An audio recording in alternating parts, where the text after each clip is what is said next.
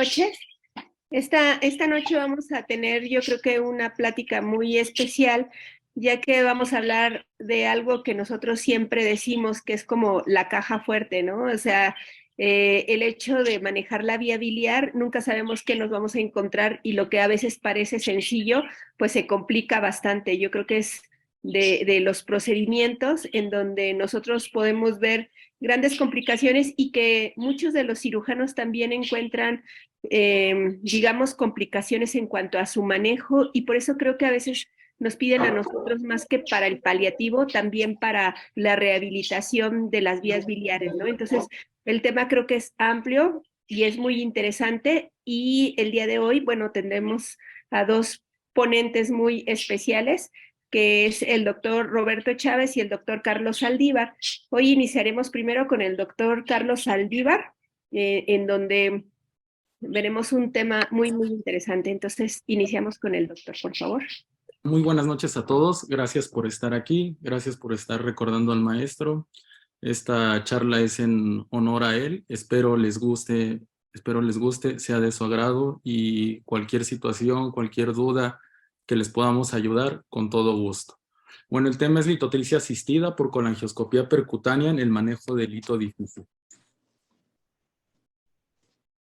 A forma de introducción, debemos de saber que el 85 al 90% de los cálculos en la vía biliar principal se resuelven mediante técnicas tradicionales o estándar como la esfinterotomía y la extracción con catéteres con canastilla y o balón.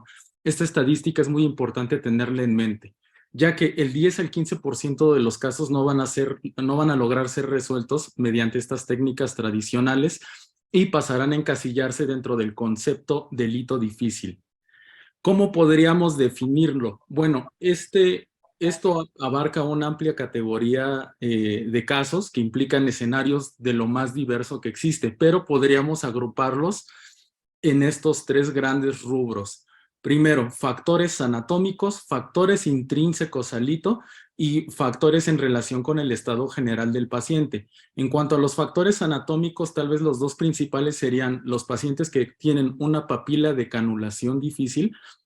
Es importante conocer el término, es una definición endoscópica y generalmente esto es debido a múltiples circunstancias que involucran variantes anatómicas. Y se dice que después de 3 intentos de haber intentado canularla y no lograrlo, ya te estás enfrentando ante una papila de canulación difícil. El segundo son los pacientes que tienen anatomía modificada quirúrgicamente, como la hepatoyeyunoanastomosis, que vamos a ver un poquito más adelante. ¿Cuáles son los factores intrínsecos a los litos? Bueno, los litos con un tamaño mayor a 20 milímetros, aunque se dice que a partir de los 15 ya es un factor de riesgo para que sea una extracción difícil. Sin embargo, a partir de los 20, todos los litos tendrán que ser llevados a litotricia, generalmente litotricia mecánica. Cuando hay una desproporción entre el tamaño del lito y el diámetro del conducto colédoco, cuando su localización se encuentra en la vía biliar intrahepática, cuando están impactados o cuando se encuentran por encima de una estenosis, la cual va a ser difícil de franquear. El número, es decir, estamos hablando de múltiplos, a mayor número de litos, más difícil, y hay que hablar de su morfología, cuando son cuadrados, triangulares o esfacetados. Y yo agregaría algo que vamos a ver en un casito más adelante. La densidad del lito también es bien importante y lo vuelve un lito difícil.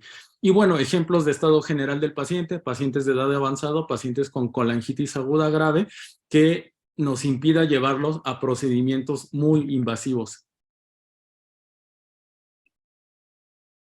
¿Qué técnicas tenemos? Las estándar o tradicionales y las nuevas para el manejo de los litos difíciles. En cuanto a las técnicas estándar, tenemos la esfinterotomía con extracción con balón y o canasta. Recordar, 80-90% de los casos se resuelven de esta forma. La litotricia mecánica y la litotricia extracorpórea. ¿Cuáles son las técnicas nuevas? La dilatación forzada, la dilatación de la papila forzada con balón de gran tamaño, y los tipos de litotricia asistida por colangioscopía, cuyos abordajes pueden ser peroral, o sea, endoscópico, o percutáneo, que es en donde nos vamos nosotros a enfocar. Hay diferentes técnicas avanzadas para el manejo de litos difíciles. En esta primera columna vemos las técnicas, las indicaciones, las ventajas y las contras. Sin embargo, debido a la premura del tiempo, vamos solo a centrarnos en la que nos interesa, que es la colangioscopía transhepática percutánea con litotricia electrohidráulica o láser. ¿Cuáles serían las principales indicaciones?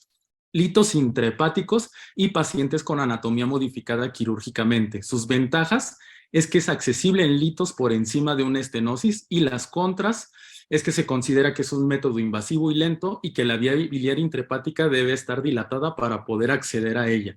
Ojo en la referencia, es una referencia endoscópica. En negritas yo he agregado aportaciones en base a la revisión de la literatura y a la experiencia que estamos teniendo con el uso de Spyglass Discover, y en rojito y entrecomillado lo que yo pongo un poco en tela de juicio. Es decir, yo en ventajas agregaría que es de gran ayuda, si no la única alternativa en pacientes con anatomía modificada y hepatolitiasis, más aún cuando se encuentran múltiples segmentos. Ahorita vamos a desarrollar el por qué. Las contras, método invasivo y lento, no lo entiendo. Nosotros hemos resuelto los casos en una sola sesión de Spyglass, no hemos tenido que recurrir a más sesiones ni dejar madurar el tracto como refieren algunos reportes de caso en Europa. Y bueno, que la vía biliar debe estar dilatada para poder realizar el procedimiento, tampoco. Tenemos varios pacientes que han pasado a CEPRE, quienes les han puesto una endoprótesis, la vía biliar ya no está dilatada y perfectamente podemos derivarla haciendo uso de la fluoroscopía, de las referencias anatómicas y del ultrasonido. Hay algoritmos ya bien establecidos en donde nos indican en qué momento entramos nosotros con el uso de colangioscopía percutánea. Y aquí les pongo en este cuadrito rojo cuáles serían las principales indicaciones. Nuevamente, anatomía modificada quirúrgicamente y cuando los litos se encuentran en la vía biliar intrahepática.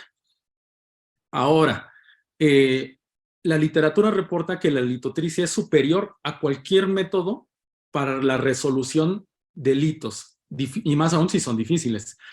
¿Esto quiere decir que todos los casos deberían ir a litotricia? Pues no. La respuesta es más compleja de lo que parece. Y para esto los endoscopistas han formulado algoritmos de tratamiento que me parecen muy interesantes y que podemos adoptar para el tratamiento también de litotricia percutánea. Vamos a estudiar esto. ¿Qué dice acá? Tratamos litos en vía biliar común, hay que llevarlo a CEPRE con esfinterotomía y extracción con catéter de balón o canasta. Éxito, ahí termina. Falla, recomiendan ya ir a técnicas avanzadas como la dilatación forzada de la papila, que puede ir o no asociada a la litotricia mecánica. Éxito, ahí termina. Si falla, ya recomiendan hacer una colangioscopía, o más bien una litotricia asistida por colangioscopía. Sin embargo, se refiere que ya hay factores de riesgo que podemos identificarlos desde los estudios de imagen seccional que nos van a indicar que esto va a fallar, que la dilatación forzada de la papila y la litotricia mecánica van a fallar y que nos podemos brincar directamente a una litotricia asistida por colangioscopía. ¿Cuáles son esos factores de riesgo y que hay que tener en mente?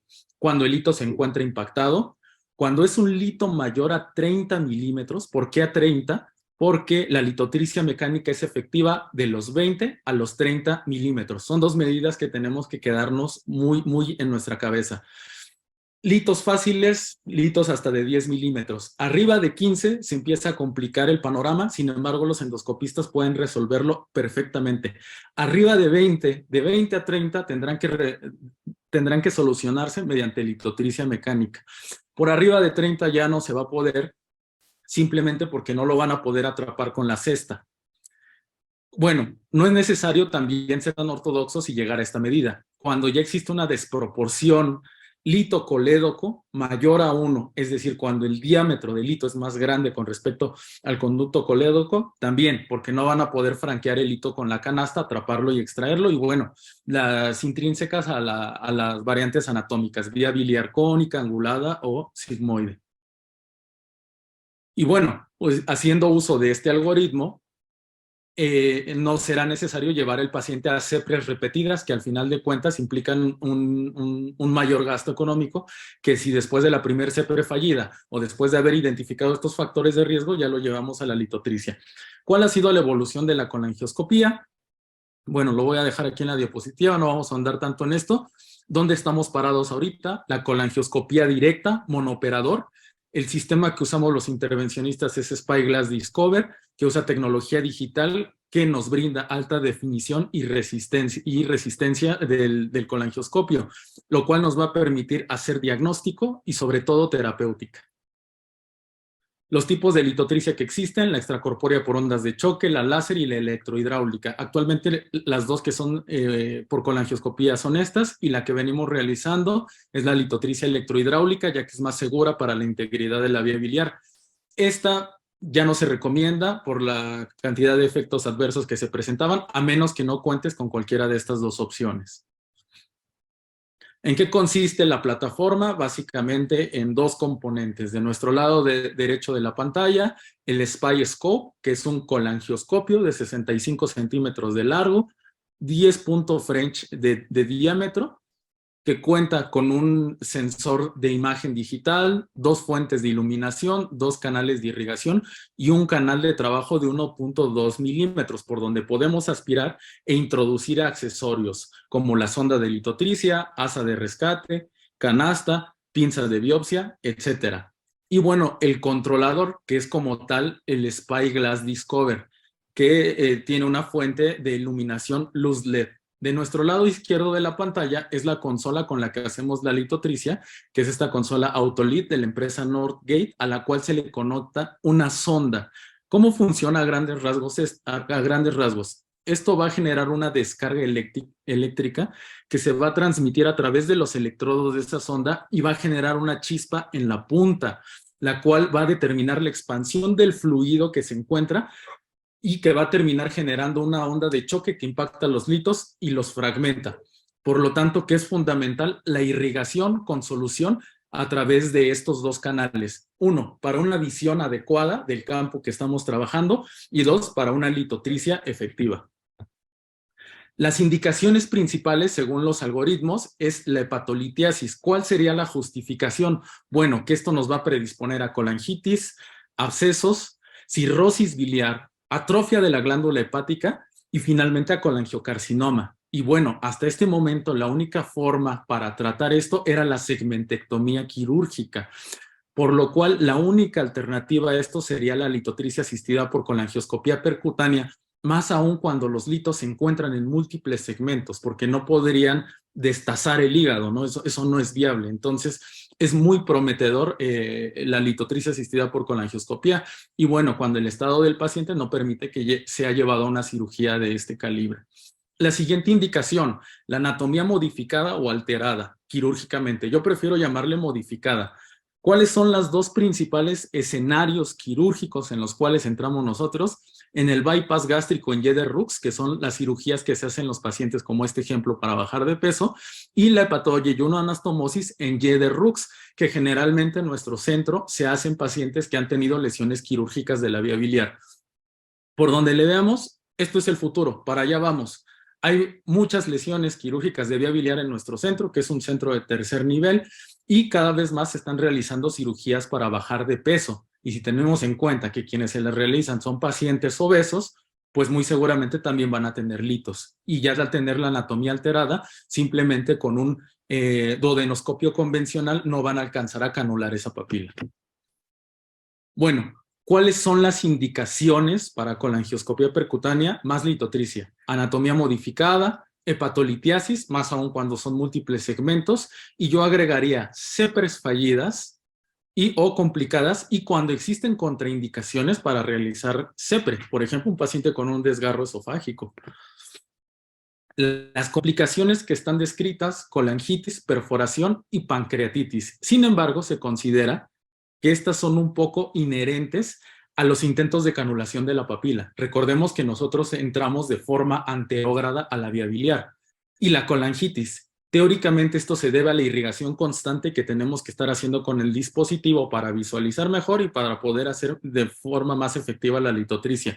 Por lo tanto, todos los pacientes deberán recibir profilaxis antibiótica. Ojo, muchos de los pacientes que nosotros tenemos en nuestra casuística son pacientes con antecedente de CEPRE fallida. Por lo tanto, anatomía biliar íntegra, y también podemos tener esta complicación. Por lo tanto, hay que manejarlos de la misma manera en que los colegas endoscopistas manejan a sus pacientes cuando son llevados a una CEPRE. La casuística, actualmente llevamos 14 casos. De estos 14 casos, tenemos 4 anatomía modificada que han tenido estenosis de la hepatoyeyonoanastomosis y hepatolitiasis múltiples. 3, a excepción del primero, se lograron resolver en una sesión única, más plastía de la anastomosis. El primero sí fue en 2 sesiones, se entiende que era el primer caso al que nos enfrentábamos, tuvimos que trabajar en una primera sesión el hemígado derecho y en una segunda el hemígado izquierdo, con un intervalo de separación entre ambos procedimientos de 2 semanas. Tenemos 8 casos en pacientes con CEPRE fallida y algunas complicadas que pueden ir, miren, desde una CEPRE hasta 5 CEPRES. Es lo que dicen los algoritmos, no hay que llegar a esto. Si tenemos ya bien identificados a través de los estudios de imagen seccional los factores que nos pueden indicar que la CEPRE va a ser fallida, una CEPRE y no más, ya bríncate a la litotricia. Y bueno, con rojo he resaltado la evolución de nuestro trabajo y cómo hemos ido realizando cada vez maniobras más avanzadas. Y bueno, tenemos 2 casos, que es lo último que estamos trabajando, que es colangioscopía diagnóstica con toma de biopsia. ¿Cómo podríamos agrupar nuestros casos de Spyglass Discover? 1, pacientes con anatomía modificada y hepatolitiasis. 2, pacientes en quienes han sido llevados a CEPRE y esta ha sido fallida o complicada. Y 3, lo nuevo que estamos trabajando ahorita. Por la cuestión del tiempo y por lo bastantes que son los casos, en esta ocasión me gustaría presentarles este punto, los casos en CEPRE fallida y o complicada. Este ya lo hemos visto en otras sesiones. Les quiero comentar este caso. Era una paciente femenino, bastante joven, con el diagnóstico de coledocolitiasis secundaria y hepatolitiasis múltiple. Este es un caso bonito porque ha sido nuestro récord. Fueron 11 litos, 9 en el conducto hepático y colédoco y 2 litos tanto en el conducto hepático izquierdo como en el derecho.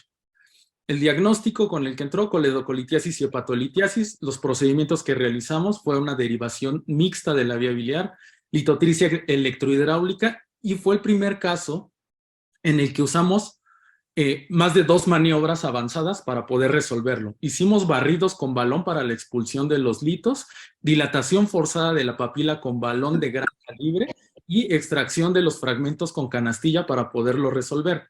De nuestro lado izquierdo de la pantalla van a poder ver la imagen de visión indirecta, a lo que estamos habituados, la colangiografía. Y del lado derecho las imágenes de visión directa, que son la colangioscopía y cómo están más o menos pareados. Va un poco más adelantado la visión indirecta, puesto que los videos son más cortos. No hay necesidad de radiarnos tanto cuando tenemos la visión directa, sin embargo, creímos pertinente que los casos estén perfectamente documentados. Miren, aquí tenemos la visión de los litos. Empezamos a hacer la litotricia. Esto que tenemos en la parte de abajo es nuestra sonda o nuestro litotriptor. Lo ideal es posicionarlo más allá de 5 milímetros de la punta de nuestro colangioscopio y a 1 o 2 milímetros del lito. Lo mejor es hacer los disparos bien centrales frente al lito, evitar disparar accidentalmente a la pared de la vía biliar. Las potencias que generalmente utilizamos son, el equipo viene calibrado en potencia baja, media y alta. Solemos iniciar nuestro trabajo con potencia media a 5 pulsaciones por disparo o por activación del pedal, pero en este caso, debido a la gran cantidad de litos, incluso la sonda se nos dañó, se nos rompió. Sin embargo, seguimos trabajando y tuvimos que aumentar la potencia, tuvimos que trabajar a una potencia alta y aumentar la cantidad de disparos a 10 por activación del dispositivo. Esta es la primera vez que llegamos al duodeno. Miren, básicamente estamos haciendo el trabajo muy similar a los endoscopistas, por lo cual también hay que estar muy familiarizados. En ese intercambio hicimos maniobras como dilatación forzada de la papila con balón y los barridos. Seguíamos sin tener éxito, por lo que seguimos trabajando, seguimos triturando los litos. Pueden ver en la fluoroscopía de nuestro lado izquierdo cómo quedó el control final. Se logró resolver de forma satisfactoria. Vuelvo a correr el video para que tengamos claro cómo va tanto la visión directa como la visión indirecta. Seguimos trabajando, a pesar de los múltiples barridos, la dilatación forzada no logramos sacar todo, y fue que decidimos empezar a canastear esos fragmentos y expulsarlos al duodeno.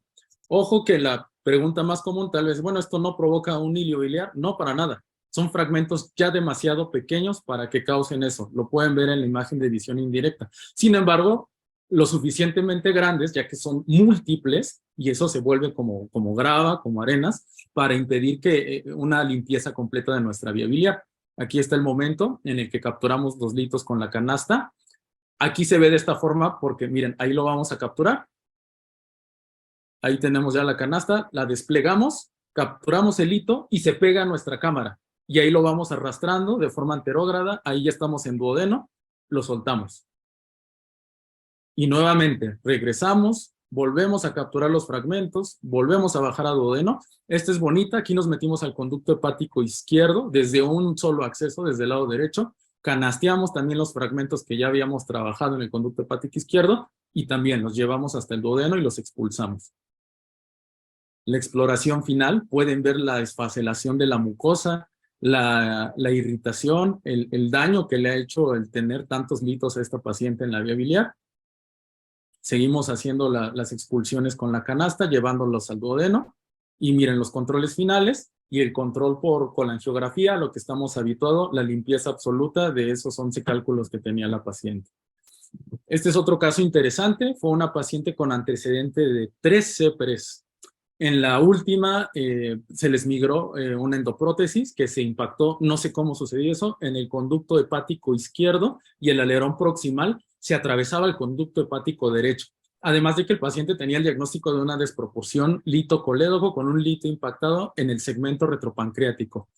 ¿Qué hicimos? El procedimiento fue la extracción de la endoprótesis con pinza de forceps y litotricia electrohidráulica en una sesión con retiro del drenaje percutáneo a las 72 horas del procedimiento y se le dio de alta.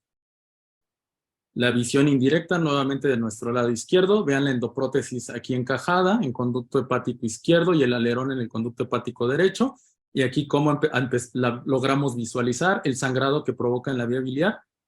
Logramos visualizar el alerón proximal. Metemos la pinza, el del spy bite, para poderla arrojar al conducto biliar principal, es decir, al conducto hepático. Y la vamos a lograr bajar al conducto colédoco. Segundo paso de nuestro trabajo, ahí está el lito enclavado. Entonces, para poder continuar y poder bajar esa endoprótesis, ahora hay que hacer el trabajo de la litotricia. Aquí se ve cómo ya la habíamos bajado del conducto hepático izquierdo al conducto colédoco y estábamos haciendo la litotricia. Los controles fluoroscópicos y cómo se va viendo la resolución de ese cálculo, cómo se va rompiendo de forma muy satisfactoria. Seguimos haciendo la litotricia. Hacemos algunos intentos de bajar con guía, no lo logramos, volvemos a identificar fragmentos que nos los impidan y seguimos trabajando para poder arrojar al final la endoprótesis. Se ve muy claramente aquí cómo se empieza a fragmentar el hito.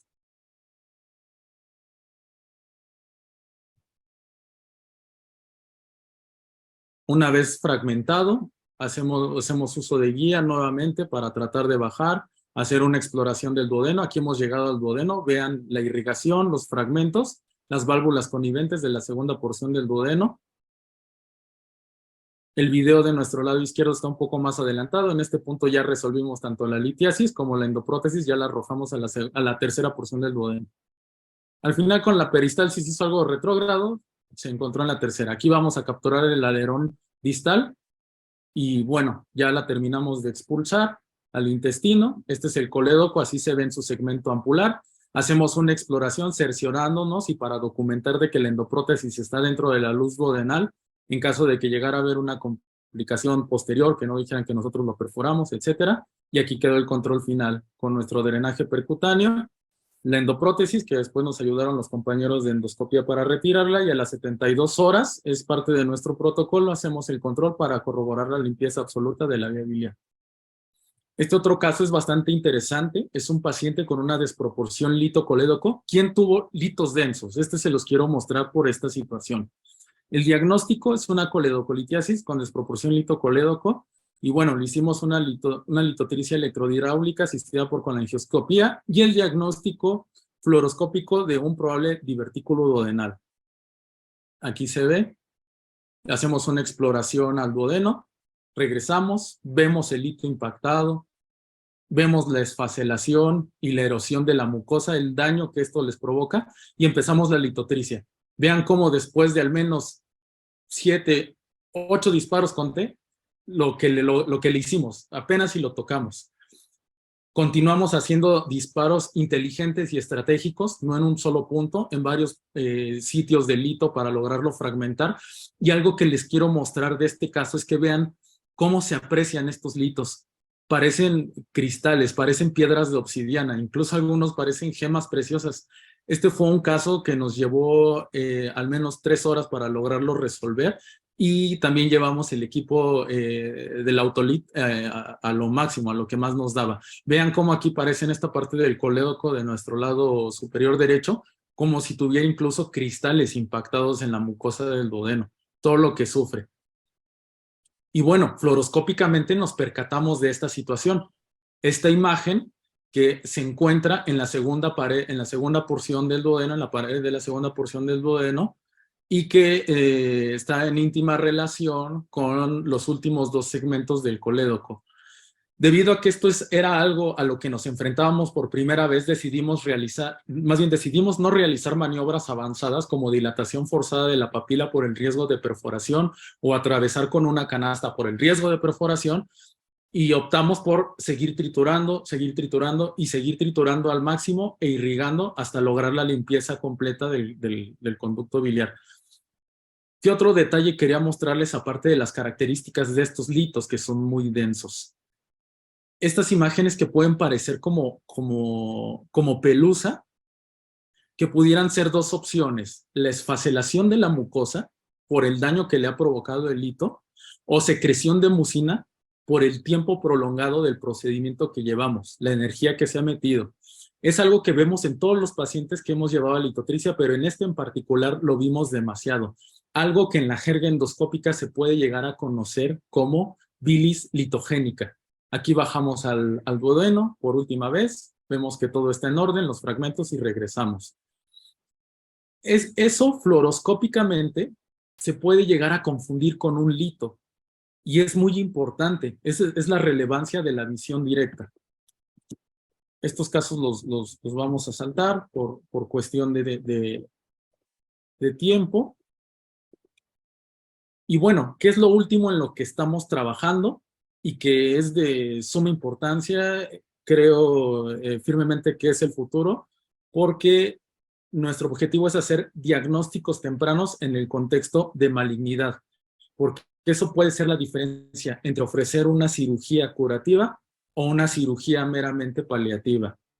Y esto es la colangioscopía con toma de biopsia para diagnóstico y clasificación de neoplasias en estadio temprano, que incluso pueden no ser identificadas por métodos de imagen seccional. ¿Cómo fue que iniciamos esto? Con un caso clínico que fue diagnosticado como síndrome de Mirizzi a través de todos los estudios de imagen. Aquí les muestro el ultrasonido, la resonancia, la tomografía, las derivaciones biliares, y se entiende. Vean esta vesícula cómo está enorme, en íntima relación. Hay una dilatación retrógrada de la vía biliar. Hay litos en este corte sagital de resonancia, los litos que aparentemente están enclavados en el cuello. Hay que recordar que estas imágenes son estáticas y no dinámicas, entonces no hay que irnos con eso. Las reconstrucciones de resonancia, se dio el diagnóstico de Mirizzi, se hace una derivación, aquí se sigue viendo la vesícula que aparentemente, o la silueta de la vesícula que aparentemente comprimía, pero en un control de transcatéter nos llama la atención que ya no se ve esa imagen y se ve una amputación del conducto colédoco. Se hace la tomografía, se toman marcadores tumorales, se tiene la sospecha alta porque hay elevación del CA19-9, se lleva a colangioscopía, y estas son las primeras fotografías de un colédoco normal y un conducto hepático con un tumor que se comportaba como un Mirizzi porque obliteraba la desembocadura del conducto y provocaba una dilatación. Y bueno, los últimos casos que tenemos: un paciente en quien la doctora Rocío llevó a embolización de la vena porta del lado derecho para provocar hipertrofia del izquierdo. Hacemos la colangioscopía, vemos un colédoco aparentemente normal. Aquí está el colédoco en su segmento retropancreático ampular y miren los cambios neoplásicos. Incluso el sangrado que se puede apreciar, la neoplasia en su máximo esplendor. Ahora, ¿cuál es la relevancia de esto? Que bien, ya está perfectamente descrito que el diagnóstico por cepillado tiene una muy baja sensibilidad y especificidad. En sí por la técnica, y segundo, porque es muy difícil mediante visión indirecta estar seguro que estás en el sitio adecuado de la lesión. Y créanme que incluso viéndolo, a veces es muy difícil entrar. Aquí estamos tomando las biopsias con pinza de forceps. E incluso las nuevas tendencias por parte de los cirujanos hepatopancreatobiliares es ya con esto, con la documentación fotográfica y en video de que existe un tumor, llevarlo a resección. El caso anterior que les mostré es un paciente que se le hizo ya una hepatoyeyunoanastomosis y una resección parcial del hígado. ¿A qué me refería yo cuando les decía que también, aparte del diagnóstico visual en fotografía y en video, hay que establecer también una clasificación? Porque en nuestro reporte deberá ir implícito si hay una extensión del hepático común a alguno de los conductos hepáticos, tanto derecho como izquierdo, y por lo tanto darle la clasificación de Bismuth para el colangiocarcinoma. Y esto es fundamental para elegir la técnica quirúrgica que el cirujano va a realizar. Aquí se puede ver la extensión que hay al conducto hepático izquierdo, esta pequeña muesca que se ve en la fluoroscopía. Y bueno, este es un paciente que está programado incluso el día de mañana para terminar la embolización del hemihígado derecho, y la anastomosis la va a hacer al remanente del hemígado izquierdo, segmentos 2, 3 y 4. Las fotografías, esto es el futuro, es lo que debemos de empezar a entregar en nuestros reportes. Fotografías de las lesiones tumorales, de los momentos en que tomamos la biopsia, la extensión a los conductos y las fotografías de un colédoco aparentemente normal. Como pueden ver, tenemos una gran responsabilidad porque nosotros depende el diagnóstico oportuno y que la técnica quirúrgica sea resolutiva y pasemos a hacer algo curativo al identificar estos pacientes en estadio temprano. Y bueno, a forma de conclusiones, pues tenemos que los litos difíciles van a representar un reto y van a requerir habilidades avanzadas, mucho expertise derivando la vía biliar. La colangioscopía percutánea no deberá de ser una opción por descarte, sino un tratamiento con indicaciones bien establecidas, y es lo que hemos estado tratando de trabajar muy fuerte con los cirujanos hepatopancreatobiliares, con quienes hemos tenido mucha aceptación en nuestra institución, y sobre todo con los endoscopistas, porque hay que recordar que este método no es exclusivo de ninguna especialidad. Si uno se pone a ver, hace unos 2 meses salió un artículo de Radiographics en donde en un párrafo se me hizo muy interesante, hablaban de que los intervencionistas ya habían hecho endoscopía percutánea en los años 70. Tuvieron que pasar 50 años, se abandonó el método porque en ese momento la tecnología no nos favorecía, los dispositivos eran muy grandes. Tuvieron que pasar 50 años para ahora contar con la tecnología y poder resolver estos casos de forma efectiva. Entonces, si ellos han hecho uso de los métodos de imagen como el arco en C y el ultrasonido, nosotros también podemos hacer uso de la endoscopía percutánea. Bueno, es segura y efectiva cuando se realiza en gente que está experimentada, por intervencionistas como nosotros. Es muy útil en casos que no son aptos para tratamiento convencional. Nuevamente, hepatolitiasis y anatomía modificada. Hoy no quise hablar de estos casos para no comerme el tiempo. Y bueno, es de gran ayuda, de mucha ayuda. Ya lo vieron ahorita en un par de casos que les mostré de la casuística que llevamos, en pacientes tras el fracaso del tratamiento convencional como CEPRE fallida y o complicada. Y bueno, hay que seguir trabajando para formular estrategias de tratamiento según los pacientes y las condiciones de nuestra institución. Y bueno, este es el futuro, la visión directa. Nosotros podemos recoger lo mejor de ambos mundos. Tenemos una ventaja porque sabemos navegar de mejor forma en la vía biliar intrahepática y estamos muy familiarizados con el uso del ultrasonido y la fluoroscopía. Ahora es momento de llevarlo al siguiente nivel con la visión directa. Muchas gracias. Cualquier duda, estoy a sus órdenes y bueno, en lo que les podamos ayudar, un agradecimiento por el apoyo que hemos recibido para poder realizar esto, a la doctora Rocío Enríquez, a la doctora Guerrero, y bueno, Esto va con mucho cariño para nuestro maestro, el doctor Luis Ramos Méndez, de quien tomé esa pasión por la vía biliar, desde el momento en que llegué a hacer mi fellow y después cuando logré entrar de adscrito a la institución. Él fue quien me apoyó mucho. Muchas de mis primeras charlas de procedimientos de vía biliar eran casos que el maestro me había compartido, grandes casos, grandes imágenes de fluoroscopía. Y bueno, yo sé que estaría muy, muy contento y muy feliz de ver hasta dónde ha llegado su servicio y hasta dónde han llegado sus alumnos. Muchas gracias y buenas noches a todos. Muchas gracias por la presentación. Ahora tendremos el gusto de presentar al doctor Roberto para poder pues ver también sobre la vía biliar. El doctor Roberto Chávez, también intervencionista en Guadalajara, y nos va a dar también pues sobre vía biliar. Bien, buenas noches a todos, muchas gracias por la invitación. Iniciaré con el tema de vía biliar maligna y posteriormente haré un pequeño resumen por cuestión de tiempo de la benigna. Sin duda es un honor estar en el Colegio Mexicano y presentar este tema que a mí mucho me apasiona, y también me siento muy honrado que sea esto dentro de la remembranza del doctor Ramos Méndez y bueno, pues un reconocimiento a uno de los pioneros importantes en este campo del intervencionismo. Hablaremos de la vía biliar maligna, de algunas cosas de controversia y acerca de, primero, las indicaciones para hacer un drenaje biliar en enfermedad maligna. Sin duda, la presencia de colangitis en un paciente con obstrucción de la vía biliar es una de las principales indicaciones. Han cambiado un poco las indicaciones en los conceptos actuales. Lo vemos con una perspectiva diferente.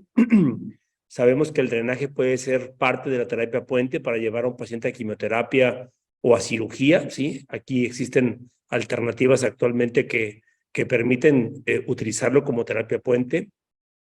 Un gran número de pacientes sabemos que llegan en forma tardía y únicamente nuestro procedimiento va a ser paliativo, o sea, nuestra indicación es un procedimiento paliativo.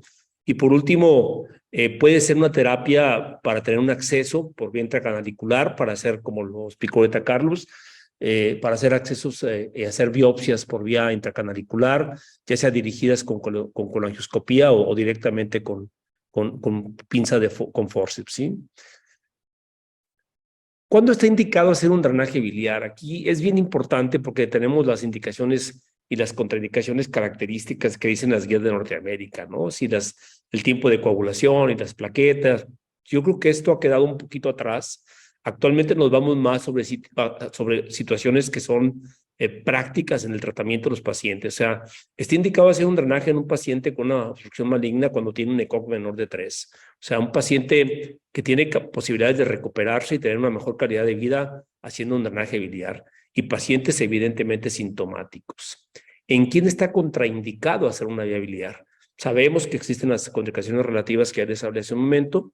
Sin embargo, realmente está contraindicado en aquellos que tienen ECOG de 3 y de 4, o sea, sabemos que no vamos a beneficiar mayormente a los pacientes, sobre todo los que están en un 4, sabemos que prácticamente es un procedimiento no indicado y con pocas posibilidades de éxito. Infiltración hepática mayor del 75% y en pacientes que cursan con disfunción hepática severa asociada a un ECOG avanzado. O sea, en esos casos está contraindicado realmente hacer un procedimiento de drenaje.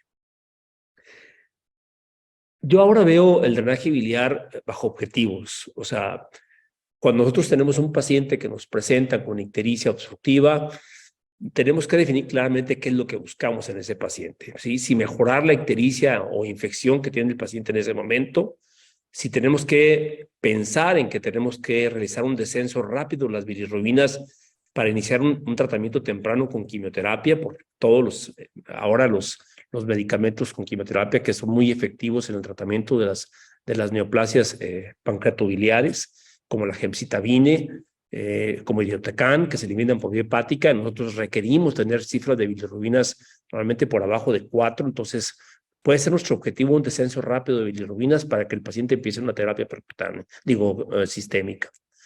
o bien tener un trayecto en nuestro objetivo para hacer una biopsia transcanalicular, o bien hacer una radiofrecuencia dirigida, como lo explicó ahorita también. Actualmente, acuérdense que dentro de la agenda está el uso de procedimientos terapéuticos transcanaliculares, no nada más las biopsias, sino viene la radiofrecuencia transcanalicular para abrir los colangiocarcinomas, las biopsias, las etapificaciones, como ya lo mencionaron hace un momento. Es claro que en la agenda actual, el objetivo primordial es lograr un descenso de los niveles de bilirrubinas en el nivel más bajo posible. Un segundo. En el menor tiempo posible, con la más baja incidencia de complicaciones. Yo así defino cuando vamos a hacer un drenaje. Tenemos que hacerlo lo más puro, sin presencia de complicaciones, y tratar de llevar a un descenso rápido en las cifras de bilirrubinas.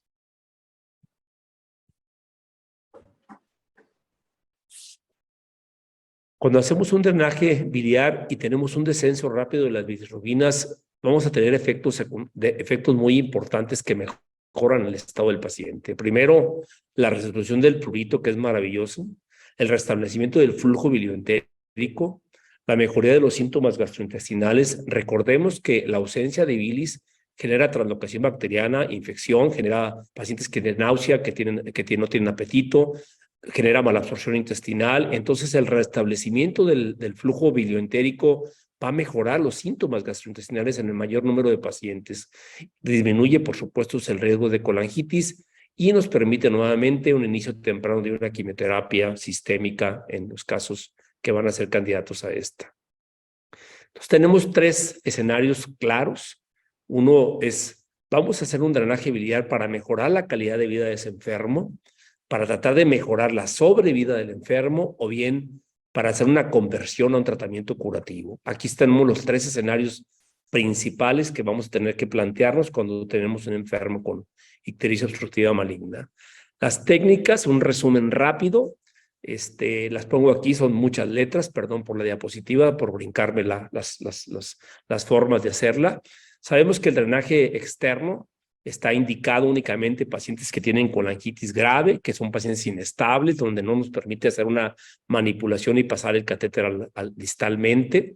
Entonces podemos hacer un drenaje externo rápido guiado por ultrasonido y fluoroscopía, y únicamente tener el catéter de manera externa controlado, ¿sí?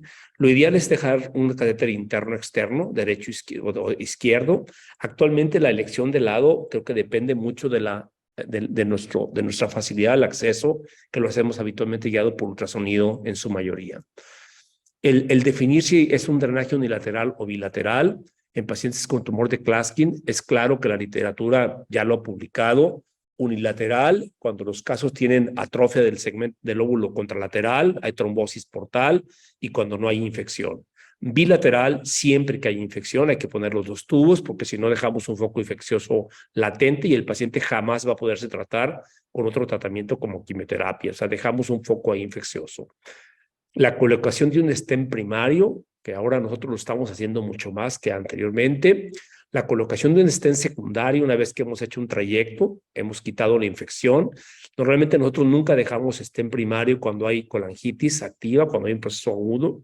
Siempre le hacemos un drenaje biliar y entre 2 y 3 semanas controlamos la infección y colocamos un stent secundario, no primario. La recanalización de stent, nosotros ya tenemos prácticamente 4 años poniendo stent primarios. Entonces ya nos hemos enfrentado a casos donde hemos tenido que hacer un abordaje percutáneo para recanalizar el stent, y lo hemos hecho. Y los procedimientos transcanaliculares, como son los que hemos escuchado hace un momento.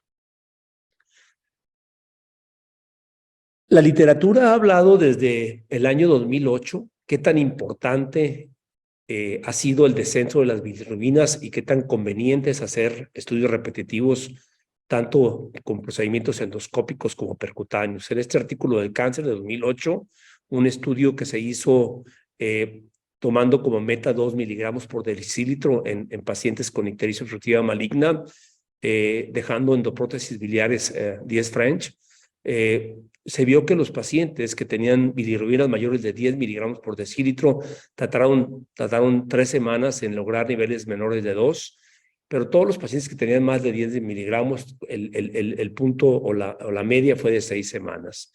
Y las variables estadísticamente significativas para el tiempo de resolución o de descenso de las bilirrubinas fue la disfunción hepática, pacientes que venían colestásicos con coagulopatía y que tenían colestasis interhepática, y pacientes que tenían un INR prolongado mayor de 2. O sea, fueron las variables más importantes y estadísticamente significativas. Posteriormente, en el año 2012, se publica otro artículo interesante, un artículo bien de referencia, donde ya se habla del drenaje percutáneo. En este artículo se buscan los descensos de los niveles de bilirrubinas en un tiempo determinado. Sin embargo, aquí la meta fue fue una meta de 1 miligramo por decilitro, fue una meta muy ambiciosa.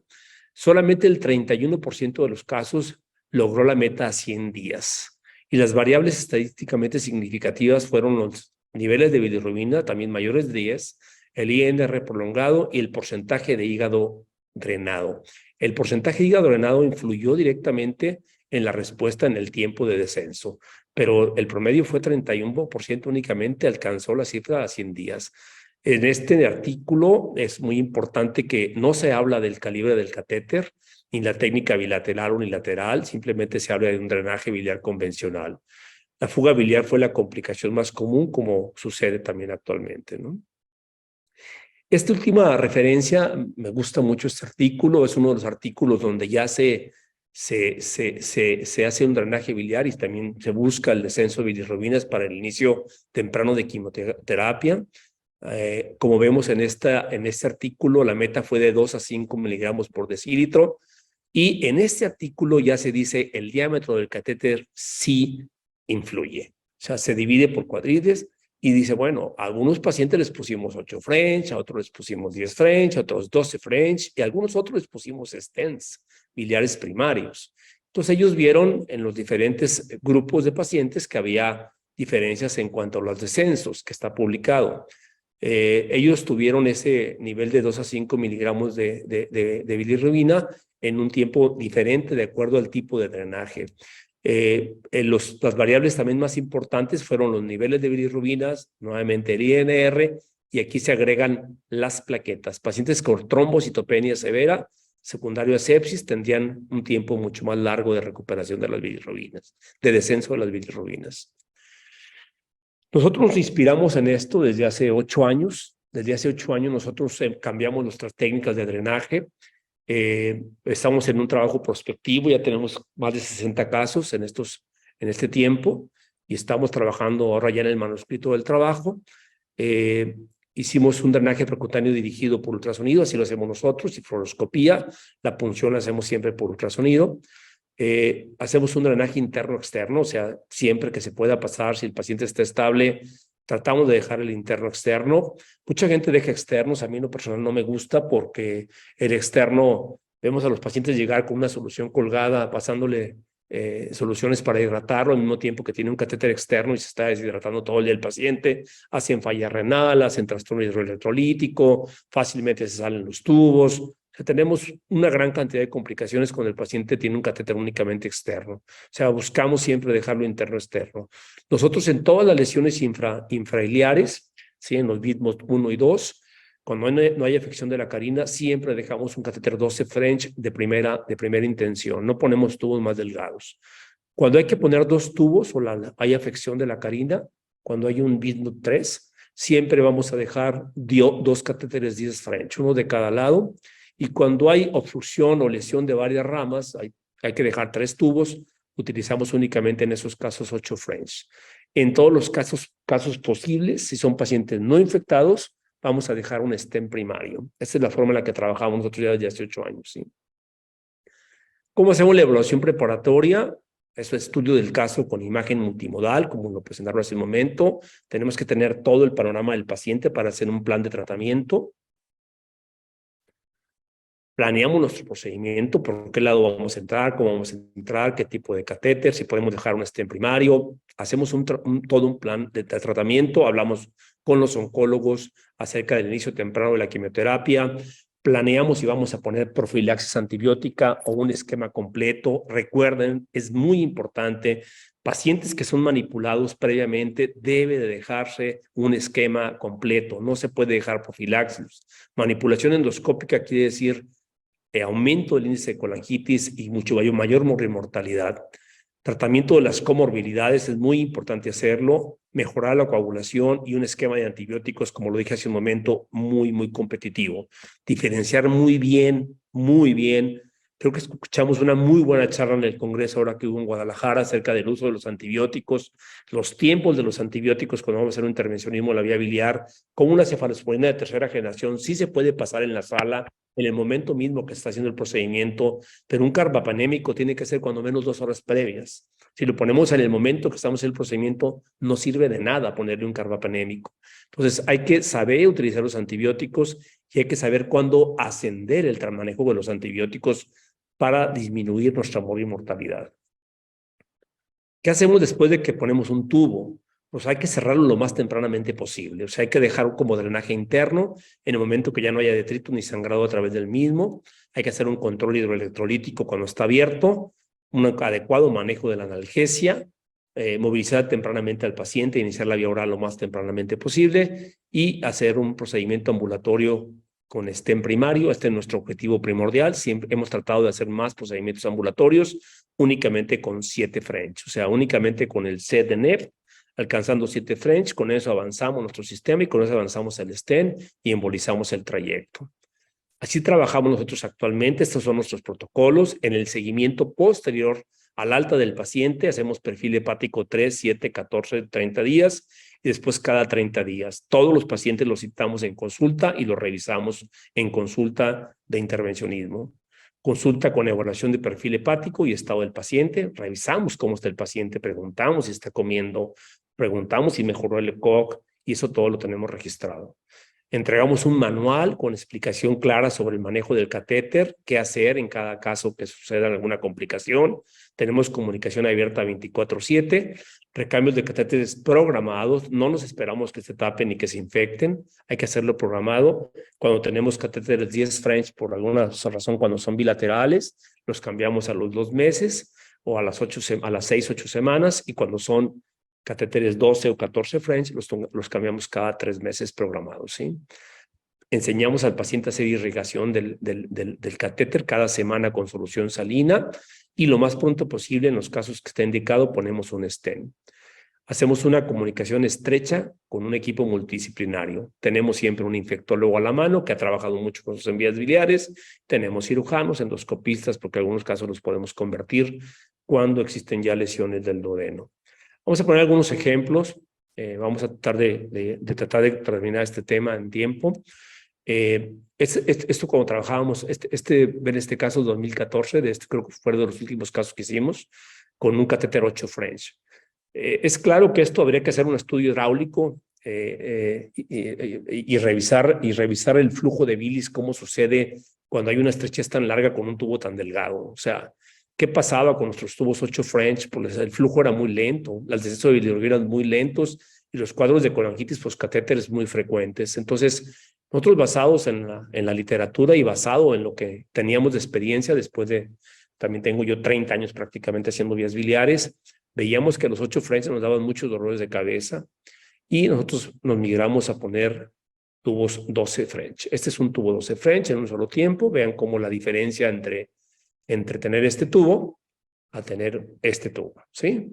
Un tubo 12 French bastante amplio, con un flujo al duodeno de inmediato y un drenaje completo con un acceso izquierdo, ¿sí? Un acceso izquierdo que nos permite tener un buen acceso de llegada. Sin duda, yo siempre me he preguntado, y cuando doy este tema, lo pongo en la mesa y digo, bueno, nosotros cuando se habla de obstrucción distal, siempre se dice que somos un procedimiento alternativo al procedimiento endoscópico fallido, pero yo nunca he encontrado un artículo comparativo entre procedimiento percutáneo y endoscópico en pacientes en el mismo estado. Lo que pasa es que cuando nosotros hacemos procedimientos que han sido fallidos en endoscópicos, tenemos un 40-45% de sepsis biliar. Entonces entramos en un procedimiento sucio, contaminado, entramos en un procedimiento habitualmente en un paciente complejo, que ya ha sido manipulado. Entonces, nuestra mortalidad en algunos casos pues, es mucho mayor porque hacemos procedimientos secundarios. Un estudio comparativo entre ambos, haciendo una colocación de un catéter o bien colocando un stent primario, sería interesante poder comparar quién es mejor, si el percutáneo o el endoscópico, ¿sí? En el mismo nivel de expertise de dos médicos. Yo pongo en tela de juicio, y a lo mejor los endoscopistas me crucifican, pero yo siempre se los digo, hagamos un artículo y hagámoslo comparativo y veamos cómo nos va. ¿Por qué lo digo esto? Nosotros cada vez estamos haciendo más casos primarios. Los oncólogos nos están mandando más pacientes de manera primaria, sin tocar el manejo endoscópico. Entonces, es totalmente diferente hacer un drenaje percutáneo en un paciente virgen, en un paciente que viene sin colangitis, que está ictérico y que solamente vamos a colocar un stent primario o un tubo primario. Entonces, es completamente diferente. La obstrucción proximal biliar, sabemos que hay mucha literatura ahora que indica que el tratamiento electivo es el percutáneo. O sea, un trabajo de un metaanálisis en pacientes que están en lista para hacer Whipple mostró esto, que el drenaje percutáneo tiene un menor índice de complicaciones del procedimiento y en el postoperatorio, 16 contra 29, metaanálisis publicado en 2018.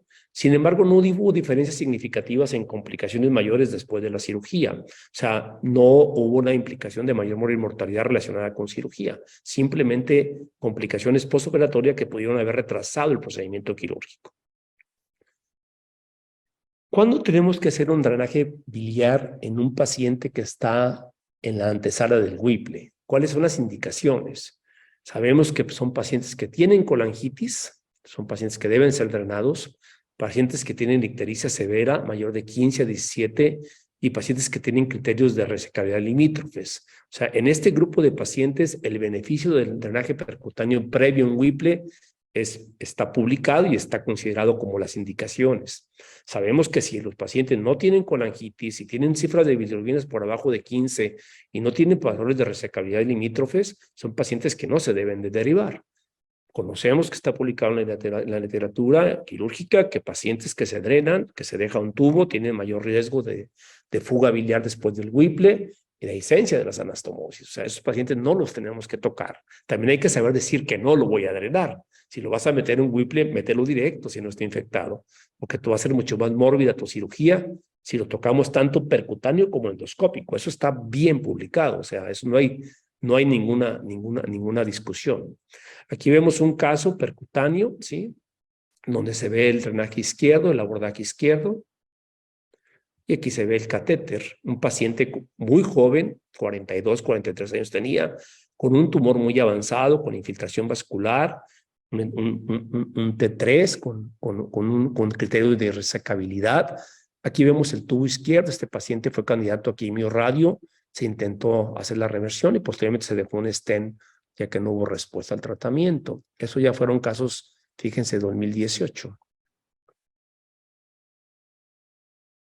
Es importante también la decisión de cuándo hacer un endoscópico, cuando es un percutáneo. Otro metaanálisis en pacientes que tienen lesiones iliares, ¿sí? Pacientes que tienen tumores de Klatskin, ¿sí? En la antesala de una cirugía. Este metaanálisis es muy contundente.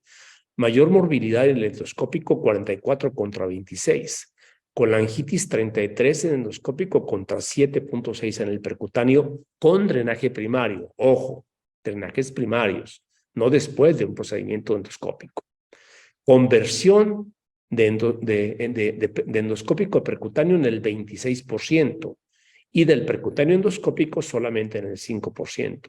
Pancreatitis 9 contra 0 y no hubo diferencia en la mortalidad postquirúrgica en este tipo de pacientes, ¿sí? Ejemplo de doble tubo. Nosotros en los casos de pacientes que tienen colangiocarcinoma, que van a ser sometidos a cirugía, va directamente con Diestrench. En los casos que van a entrar a quimioterapia, cambiamos los tubos a las 3 o 4 semanas por 12 French para tener un traje y no interrumpir la quimioterapia. Los stent biliares. ¿Cuáles son las indicaciones de poner un stent? Tradicional, pacientes que tienen una sobrevida mayor de 3 meses. Esto está publicado en muchos artículos. Nosotros hemos agregado que pacientes que tienen un ECOG de 2, menos de 3, entre 1 y 2, son pacientes que pueden tener una excelente calidad de vida sin tener un tubo percutáneo. Este sería nuestro escenario mejor, poner stent biliares. Y pacientes con intolerancia del catéter. Hay pacientes que no toleran traer un tubo y hay pacientes que lo toleran bastante bien, ¿sí? ¿Cuál es la técnica de poner cómo se pone un stent? ¿Sí? Acuérdense que tenemos los suprapapilares y los infrapapilares. Los suprapapilares debemos tener 2 centímetros libres del tumor por arriba de la papila, cuando menos, ¿sí? Y en los infrapapilares tenemos que tener máximo 1 centímetro dentro de la luz del duodeno. Recuerden que una de las complicaciones son las erosiones de la pared del duodeno y los sangrados cuando dejamos el stent muy adentro del duodeno. No tenemos que rebasar 1 centímetro la papila, ¿sí? Proximal al menos 2 centímetros por arriba del límite del tumor, cuando menos hay que dejar libre para que no haya infiltración tumoral, y a mayor longitud del stent, menor tiempo de permeabilidad. Está también ya muy escrito, ¿sí? Stent primario secundario. El stent primario, siempre que podamos hacerlo, hay que poner un stent primario, ¿sí? Ese es el concepto y la agenda actual que está publicado en octubre de este año en el Journal Vascular. O sea, si podemos poner un stent primario, pongamos un stent primario. Pacientes no infectados, que hacemos un drenaje primario, si está por abajo de la carina, pongamos un stent primario. Secundarios se colocan 2 o 3 semanas después del drenaje en pacientes que están complicados, sangrado, sepsis, infección, porque esto conlleva mayor número de complicaciones si dejamos un stent primario. Un comparativo, un estudio bien interesante en 2015 entre la diferencia entre los stents supra e infrapapilares. Es claro que los stents que están suprapapilares, perdón, tienen un mayor tiempo de permeabilidad y tienen un menor riesgo de infección del tracto. Pacientes que dejamos el stent cruzando la ámpula de Vater, tenemos menor porcentaje o menor tiempo promedio de permeabilidad y un mayor porcentaje de colangitis cuando atravesamos la papila. Eso es muy claro, ¿sí? Aquí vemos un ejemplo de colocación en stent. Vean la parte del tercio medio, un paciente con un cáncer de vesícula, abordaje izquierdo. Hacemos siempre hagan la duodenografía para que no se vayan a topar posteriormente con una sorpresa que tiene una infiltración del duodeno distal o cerca de la papila y le pongan su stent y empieza a regresarse el material duodenal, el resto tengan una fístula enorme por el trayecto y que tengan fuga de biliar hacia la cavidad peritoneal. O sea, el duodeno debe de estar permeable. Hay que hacer una buena duodenografía al soltar el stent. Pues soltamos el stent, ese fue subtranspapilar. Aquí lo vemos completo. Una vez se retira. Stent primario, vean, esta paciente ya se había hecho tratamiento percutáneo, embolización de la porta izquierda, resección de porta izquierda por un hepatocarcinoma, tenía una resección del lóbulo hepático izquierdo, un hígado no cirrótico, y posteriormente al año tuvo una recurrencia con infiltración del colédoco. Aquí es una paciente jovencita, lo que hicimos fue un abordaje primario, ponemos el percutáneo, ¿sí? Esta paciente no tenía derivada la viabilidad endoscópica. Aquí vemos cómo pasamos al duodeno, la segunda porción. Hacemos nuestra duodenografía, soltamos el stent y hacemos nuestra embolización del trayecto con Gelfand o con Sponjostan. Únicamente yo no dejo habitualmente coils, solamente Sponjostan, porque no abrimos más de 7 French. Este caso lo manejamos, son de los casos que ya hemos empezado a hacer manejo ambulatorio. Otro caso, un stent primario. Aquí estamos la zona de estenosis, un paciente añoso con una vesícula muy distendida. ¿Sí? Dejamos el stent, dejamos un catéter de seguridad. Yo siempre, cuando hay duda de que el paciente pueda tener sangrado o que pueda tener alguna complicación o que esté infectado, dejo un catéter de seguridad al menos durante 48-72 horas y hacemos un estudio de control. Una vez que se deja el catéter de seguridad del tutor y se ve que hay permeabilidad y no hay ninguna complicación, se puede retirar, ¿sí? Ese mismo paciente regresa a los 3 meses y le hablamos al endoscopista. El paciente lo vemos nosotros en consulta y tiene una obstrucción duodenal por el tumor, ya le infiltró. Aquí vemos el stent mismo que le habíamos puesto nosotros 2 meses antes y nosotros trabajamos junto con el endoscopista para poner el stent duodenal junto con el stent percutáneo primario que habíamos dejado previamente. El paciente vivió aproximadamente 4 meses, pero con una excelente calidad de vida, ¿sí? Los stents suprailiares están controvertidos, sabemos que tienen un alto índice de complicaciones, se infectan, se tapan tempranamente. Nosotros usamos 6 milímetros habitualmente cuando el paciente no tolera los tubos. Un colangiocarcinoma en un paciente joven, que dejamos 3 tubos, aquí vemos, y posteriormente dejamos 3 stents, ¿sí? Puestos como un tipo montado uno sobre otro, uno hasta la parte distal y dos más sobre la carina, ¿sí? Aquí estamos los stents.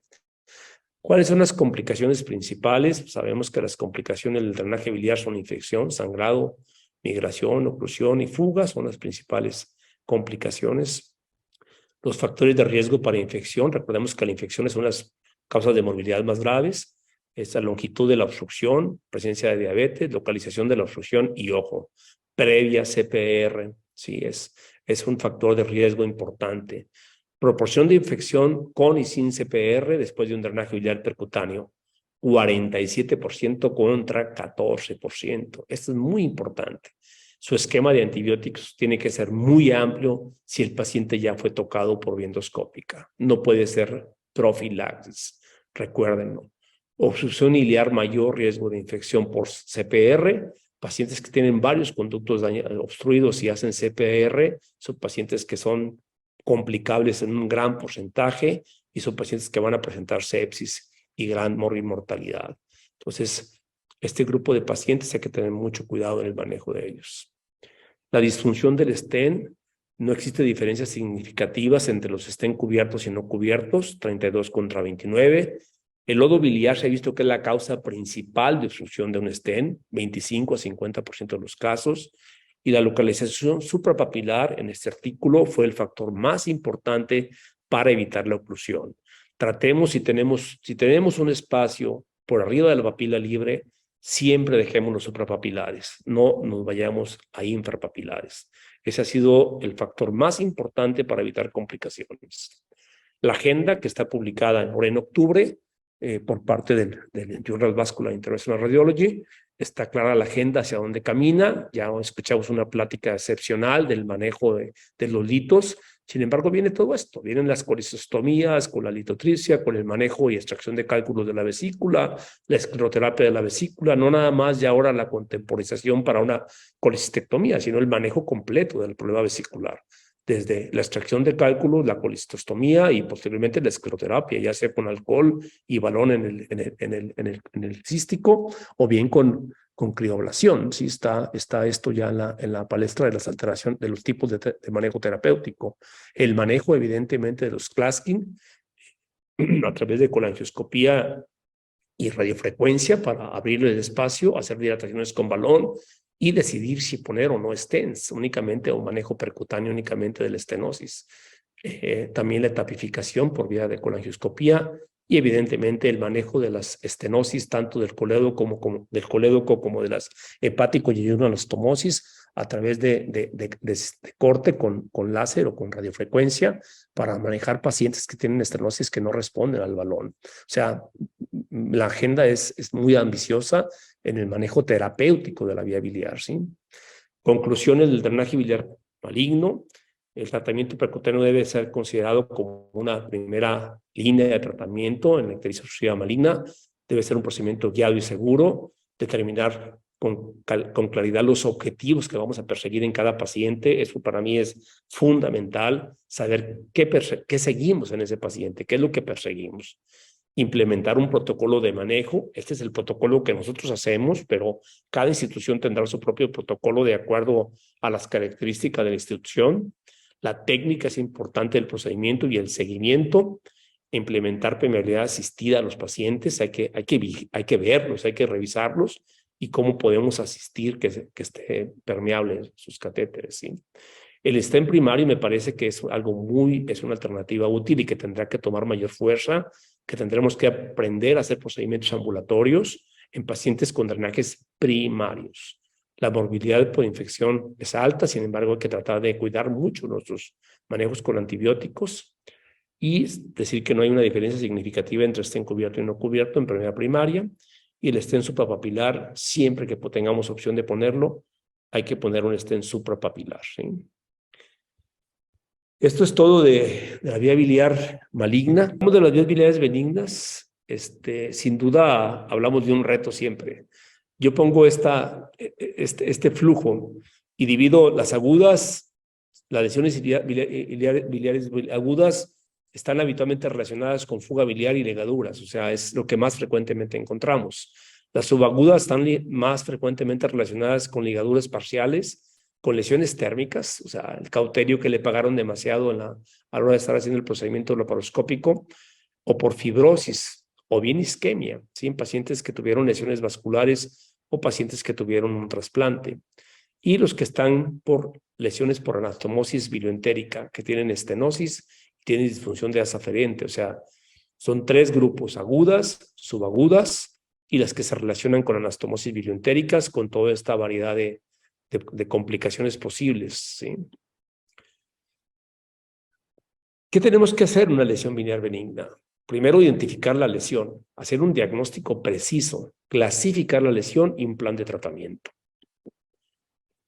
¿Cuáles son nuestros métodos diagnósticos? Pues evidentemente, la colangioresonancia con gadoxetato, con eliminación hepática y una fase excretora es elemental actualmente para poder clasificar bien una lesión de la vía biliar.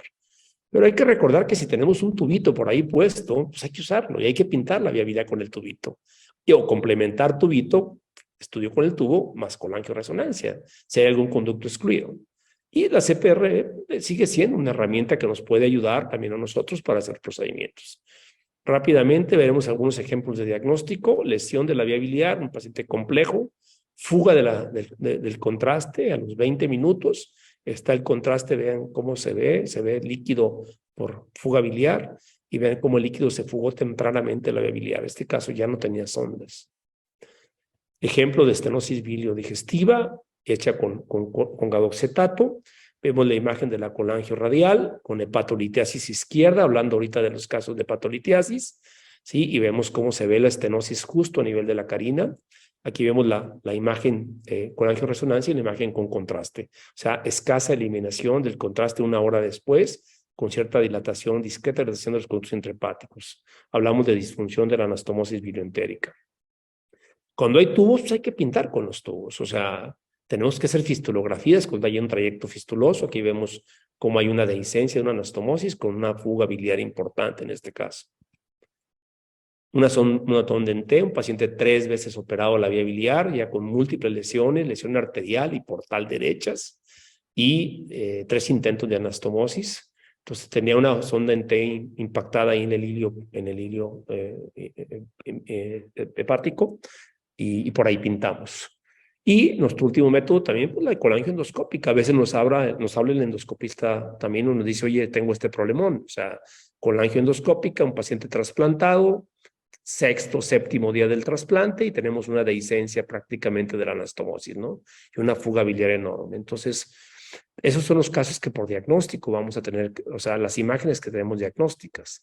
Entonces, tenemos que ver el nivel de la lesión, el tipo de lesión, el estado del paciente en el momento que nos lo presentan, número de cirugías, la lesión vascular asociada, si hay o no, porque de esto depende el pronóstico muchas veces de nuestro procedimiento, y evidentemente si hay o no trasplante hepático. Las clasificaciones todas las conocen, las más emblemáticas que usamos más. Bismuth desde el 82 sigue siendo una clasificación que el lenguaje es muy común. Strasberg también es una clasificación que yo cuando doy esta charla con cirujanos me gusta hacerla porque es la que más manejan ellos. Entonces la que se hizo ya asociada a fugas. La de Storway, que también les gusta mucho a los cirujanos, y por esto la más compleja, la de Hanover, que también por ahí la tenemos que manejar con los cirujanos porque a ellos les gusta también hablar de esto. Pitbull, todo el mundo ya se la sabe. Strasberg, acuérdense que asocia las fugas biliares junto con las lesiones y los porcentajes de daño del colédoco y la subclasifica, y en el grupo E mete todo lo que son los bismuth. Voy a irme rápido, no sé si esto está bien así. Me voy a poner unos ejemplos. Storway habla del porcentaje de lesión del colédoco, dónde se presenta, si es distal o proximal, y tiene 4 clases. Y recordemos que en esta clasificación ya habla de lesión vascular, ¿no? Sección de la arteria o estenosis o ligadura de la arteria. Y los subtipos A, B, C y D en el porcentaje de la lesión, la altura de la lesión y también el daño arterial. O sea, en las clases 2 a 4. Hanover, que es una clasificación que a mí me dan, lo veo y me digo, Nomás en asomarme y tratar de clasificar y ponerle todas las letritas me cuesta trabajo, porque aquí ya incluye la lesión arterial e incluye la lesión portal, aparte del nivel de la lesión. Entonces, es un poco más compleja, pero es una clasificación muy completa, ¿sí? Aquí vamos a ver algunos casos rápido. Fuga biliar, caso 1. Vean cómo hay fuga del contraste, hay una colección, perdón. Se ven los conductos biliares apenas. Esta paciente tenía el mismo caso que vimos al principio, fuga biliar, ¿sí? No se ve en el conducto principal. El paciente se le había hecho una bilioentérica, una anastomosis bilioentérica, y se había perdido completamente con una dehiscencia de la anastomosis. Se le había dejado un pequeño dren, que el cual no drenaba nada.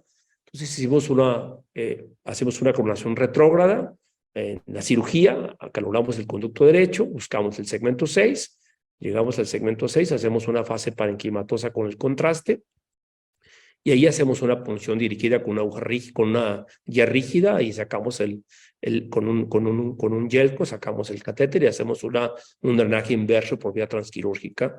Hacemos lo mismo del lado contralateral, acá lo sacamos por el segmento 2, y finalmente dejamos nuestros 2 tubos para que el cirujano monte su anastomosis e identifique la mucosa para hacer la anastomosis, haga una anastomosis mucoso-mucoso. Acuérdense que cuando se hace la anastomosis a la placa iliar, el índice de restenosis es altísimo, casi el 80%, porque son zonas devascularizadas. O sea, lo ideal, si se logra alcanzar la mucosa del conducto biliar y se hace una anastomosis mucoso-mucosa, tendrá mucho más posibilidades de éxito de que no tenga restenosis el paciente. Entonces, esa es la razón del abordaje percutáneo, para que pueda disecar la vía biliar el cirujano e incluso quitar el segmento 4 para poder tener mejor acceso. Aquí vemos el control a una semana, aquí se ven las anastomosis y los tubos ahí colocados. Nosotros habitualmente dejamos los tubos abiertos al menos una semana y hacemos colangiografía viendo que no haya fugas, y una vez que no hay fugas, los cerramos y los citamos a las 4 o 6 semanas. Si no hay estenosis, los retiramos. Sonda en T, el caso que presentamos, vean cómo están separados todos los conductos, ¿sí? Es un 4, vean separación del segmento anterior, del posterior y del lateral. Pintamos con la sonda, hacemos los abordajes percutáneo izquierdo, derecho y del segmento anterior. Tenemos 3 abordajes para los diferentes segmentos, y aquí estamos, una sonda en T, por la cual pintamos un abordaje izquierdo, un abordaje anterior, un abordaje posterior, y aquí nos ponemos a platicar con el cirujano. Ahora sí que le vas a hacer a tu paciente, ya están las viabilidades calculadas. Entonces, pues empezamos a trabajar con ellos, a identificar, a hacer la disección, y empieza a hacerse una disección cuidadosa hasta que llegamos a encontrar el sitio de la mucosa. Aquí en este momento ya identificó la mucosa, en este momento ahí va a hacer la anastomosis, ¿sí? Aquí están las anastomosis en el quirófano, ya están pegados los tres conductos. Se hizo una sola anastomosis derecha, se pudo hacer la disección y juntar los 2 conductos, y el izquierdo se puso independiente en otra anastomosis. En el mismo evento vimos que había un absceso, había fiebre, la paciente séptica, tenía trombosis, tenía ligadura de la porta por el tercer intento de hacer la derivación. Aquí le pusimos el tubo percutáneo. Aquí vemos a la paciente a las 6 semanas que hicimos el procedimiento. Sabíamos que en esta paciente había un alto índice de restenosis. Se estenosó. Hicimos plastías de izquierdas y derechas, y esto fue previo al retiro. Prácticamente a los 6 meses dimos de alta a la paciente, y después de un año una colangioresonancia, seguía todavía permeable la vía biliar. Un alto índice de restenosis, sabemos, a 5 años, pero hasta este momento no tengo comunicación de que esté restenosada. El caso de la fuga que les presenté, ponemos el catéter percutáneo izquierdo, veamos la fuga, ya pusimos nuestro dren percutáneo, y hacemos nuestro drenaje interno-externo, dejamos el tubo abierto hasta que cierre la fuga. Anastomosis bilioentérico, por último, recordemos que la estenosis de la anastomosis es una de las complicaciones hasta el 30% de los casos, sobre todo en lesiones altas, lesiones grado 3. Son pacientes que tienen colangitis recurrentes, tienen hepatolitiasis y pueden hacer cirrosis biliar secundaria o colangitis biliar secundaria, y hacen colangiocarcinoma por proceso inflamatorio crónico, ¿sí? 5 a 17% en las diferentes series va a estenosarse una anastomosis bilioentérica. Factores de riesgo bien importante: pacientes que tienen lesiones vasculares, arteriales o portales, van a tener alto riesgo de lesión, de estenosis. Nivel de la lesión, a más alta la lesión, mayor riesgo de estenosis. complicaciones durante el evento quirúrgico, sobre todo vasculares, y número de reintervenciones. 2 a 3 aumenta casi el 40%, ¿sí? Los hallazgos clínicos que ya conocemos.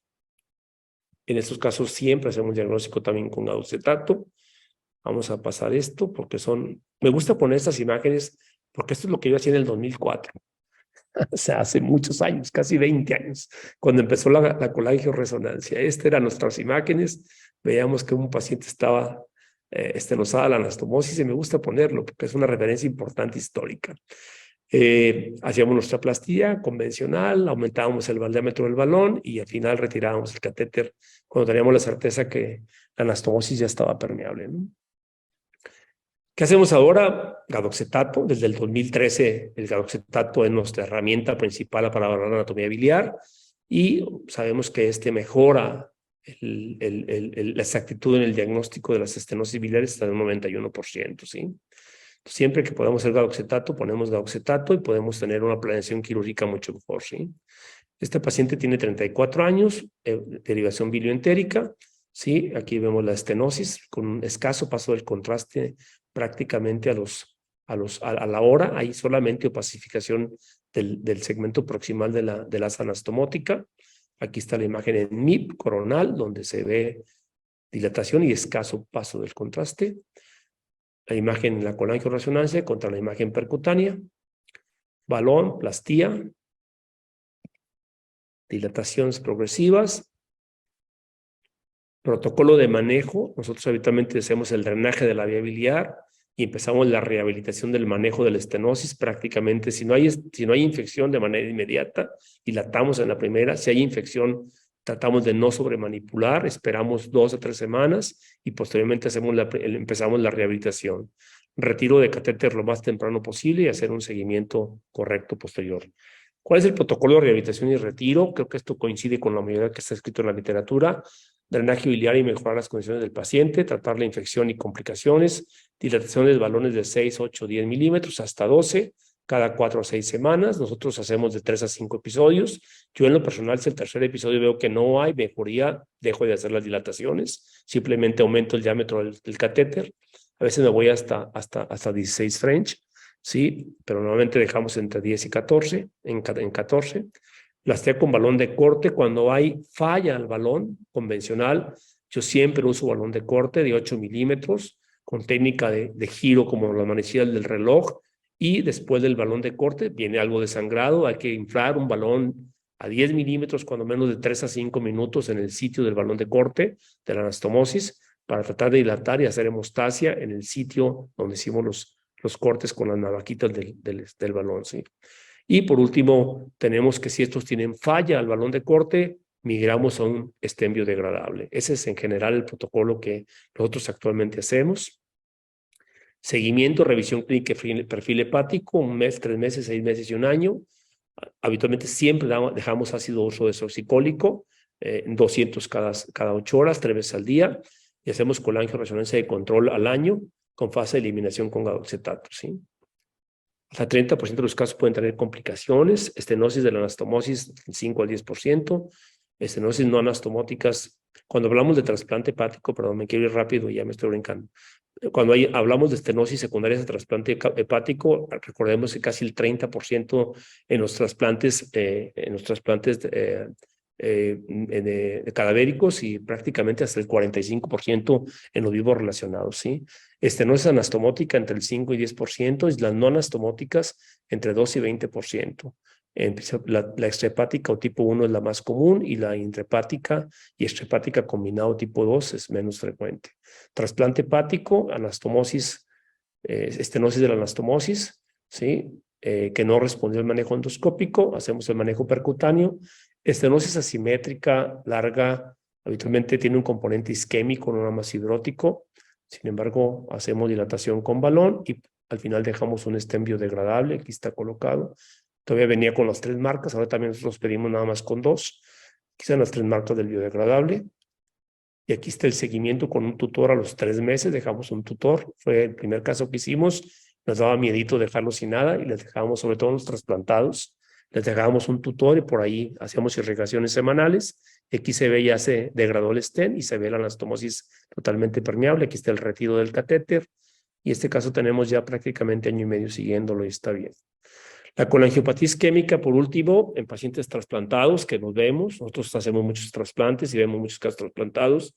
Sabemos que son pacientes que tienen tiempos prolongados de isquemia fría y caliente. Es factor de riesgo para colangiopatía isquémica. Donación de corazón parado. Soluciones de preservaciones que son hipertónicas. Incompatibilidad de grupo, trombosis arterial y otros, como son los tiempos de trasplante prolongados. Caso de la colangiopatía isquémica con lesión tipo 2, con estenosis intrahepática, hepático izquierdo y hepático derecho estenosado, plastía con balón. Solamente el 20% de los casos de colangiopatía isquémica tipo 2 responden a los balones. Sabemos que son casos malos para el manejo percutáneo, sin embargo, este es uno de los pocos casos de los que pongo buenos que sí respondieron al balón, pero son casos que podrían ser candidatos a colocar un stent biodegradable, que se están colocando en muchas partes del mundo. Otro caso de una colangiopatía isquémica grave, esta paciente tuvo una trombosis arterial en el posquirúrgico inmediato, en el trasplante, hizo una colangiopatía isquémica grave con estenosis múltiples intrahepáticas, manejo endoscópico, sepsis, y ya pues, se decidió hacerlo percutáneo. Y siempre trabajamos en grupo, o sea, de pronto tenemos diferencia con los endoscopistas, pero siempre creo que hay que ver el beneficio del paciente. En estos casos pedimos que él nos pinte la vía biliar y en el mismo tiempo hacemos el drenaje, o sea, aquí hay que colocar 3 tubos, en una vía biliar no dilatada, ¿sí? Entonces aquí estamos ya colocando los 3 tubos, izquierdo, anterior y posterior. Y vean lo que ha pasado en este paciente. Tenemos 3 años. Este paciente le voy a colocar biodegradable la semana que entra, pero esta es la evolución de una colangiopatía isquémica. Sabemos que este caso requiere un retrasplante, ¿sí? Entonces, este es el caso típico. La vía biliar se va acortando, ya sea rosariada, pero el paciente tiene pruebas de función hepática normales. En cualquier centro, en otra parte del mundo, se hace un retrasplante. En este caso lo hemos seguido, lo hemos manejado percutáneo, pero no es lo habitual. Los stents biodegradables sabemos que son indicados en pacientes con estenosis biliar refractaria a los protocolos convencionales, estenosis biliares de trasplante hepático, anastomóticos, y en estenosis bilioenteroanastomosis sin respuesta a la plastía. Son las indicaciones de poner un biodegradable. Escuchamos una plática muy buena por Eva Criado, ahora que vino al Congreso, de los stents de polidioxanona, que es un polímero que se va a biodegradar entre más o menos en promedio 3 a 6 meses, y sabemos que se degrada completamente por hidrólisis. Es un stent que viene desmontado, lo tenemos que montar con una camisa 11 French, dependiendo del diámetro. Actualmente más vienen con 2 marcadores de oro, que son radiopacos, ¿sí? En la serie más grande es la de Maury, donde él publica un multicéntrico 107 casos, 98% de éxito, y la resolución de la inmediata de la estenosis fue 90%. Seguimiento a 23 meses, al menos 12, y un rango de 6 a 49. Esto ha sido el seguimiento de él a 3 años, donde se ve un índice de restenosis todavía por arribita del 30%. No es nada despreciable, pero bueno, eso es lo que hay ahorita con los biodegradables. Déjame pasar. Estenosis y trasplantes biodegradables en trasplante hepático también está publicado, serie de casos cortos, 20 pacientes, por ahí otro artículo de casi 35 pacientes, y sabemos que la permeabilidad anastomótica es del 81% y no anastomótica del 50%, ¿sí? Aquí vemos el caso, otro caso, un caso de una anastomosis bilioentérica, un paciente que no respondió al manejo percutáneo con todas las medidas, desde balón hasta corte, no hubo respuesta. Un año después y decidimos poner biodegradables. Estamos por poner otros 2 casos que tenemos ahí pendientes de hacer todo este relajo que implica traer un stent biodegradable, pero estamos en eso ahorita para 2 pacientes que tampoco respondieron al balón, y este caso tenía estenosis de la anastomosis del lado izquierdo, ¿sí? Habíamos hecho ya el lado derecho y había dilatado muy bien el derecho, ya le habíamos quitado el tubo derecho, entonces tuvimos que dejar el stent. Aquí se ven las marcas de oro, ¿sí? Las 3 marcas. Y aquí se ve cómo se abrió. El caso del trasplante que les presenté hace un momentito y el final. Conclusiones. Primero, en una lesión biliar benigna tenemos que realizar un diagnóstico temprano y clasificar la lesión. Es muy importante clasificar la lesión porque de esto depende la información que le demos a nuestros pacientes y depende del éxito que vayamos a tener en el procedimiento nosotros. Utilizar todas las herramientas técnicas para una adecuada técnica de drenaje, protocolización de seguimientos y rehabilitación que sea adecuada, ¿sí? Con un buen protocolo de seguimiento y un manejo siempre multidisciplinario, o sea, buenos antibióticos, buen drenaje y buen seguimiento de la función hepática. No hay que olvidarnos de las pruebas de función hepática. Hay que seguir los exámenes, hay que saberlos interpretar. Muchas gracias. Me preguntan sobre los stents que emplea, ¿qué marca es la que usa para los metálicos, doctor? Fíjate que yo empecé a trabajar con Cook, con el Silver.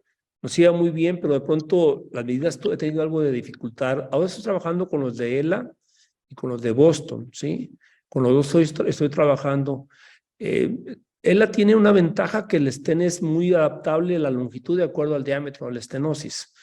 Entonces estamos poniendo básicamente de ellos, del grupo de Vitalmex, los de ELA, y que eso sí tienen FDA y eso sí los tienen stock. Y estamos trabajando con la gente de Boston, con los stents de Boston también. Son vasculares, pero nos ha ido bien con los vasculares, ¿sí? Ok, doctor. Me preguntan también para Carlos, el doctor Carlos, el tiempo en que se deben colocar los drenajes para poder usar el acceso. Ya. Teóricamente, lo que está reportado es un mínimo de 2 semanas, un máximo de 4, ese intervalo. Sin embargo, esto lo estamos poniendo en tela de juicio nosotros porque la gran mayoría de los casos hemos hecho el acceso de novo. Es decir, lo hemos hecho en un paso. Justo el que hicimos la semana pasada, que fue el caso más complejo que hemos realizado, traía ya un percutáneo, pero no nos quedaba a modo para manipular el colangioscopio. E hicimos 3 accesos de novo, uno en el conducto hepático del segmento 8 y 2 en vía biliar izquierda en segmento 2 y 3. Y no pasa nada, siempre y cuando la técnica esté muy, muy, muy depurada. Como siempre les comento a mis residentes, la glándula hepática es un órgano sumamente vascularizado y recordemos que la tríada portal está en todos lados, arteria, vena y vía biliar. Es una ilusión creer que no vamos a atravesar un vaso cuando entramos a la vía biliar, cuando hacemos el acceso transparenquimatoso.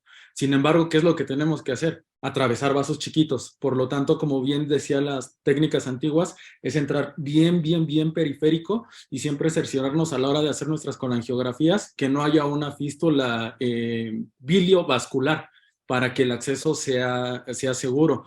Lo que más hay reportado justo en el spyglass percutáneo, una de las complicaciones, no como tal de la navegación, sino del acceso, es el desgarro hepático. Y a los españoles en la Cervey les estaban pasando que estaban haciendo pseudoaneurismas de las arterias hepáticas a nivel del ilio, pero esto era porque derivaban muy iliar, pegaban sus derivaciones muy iliares.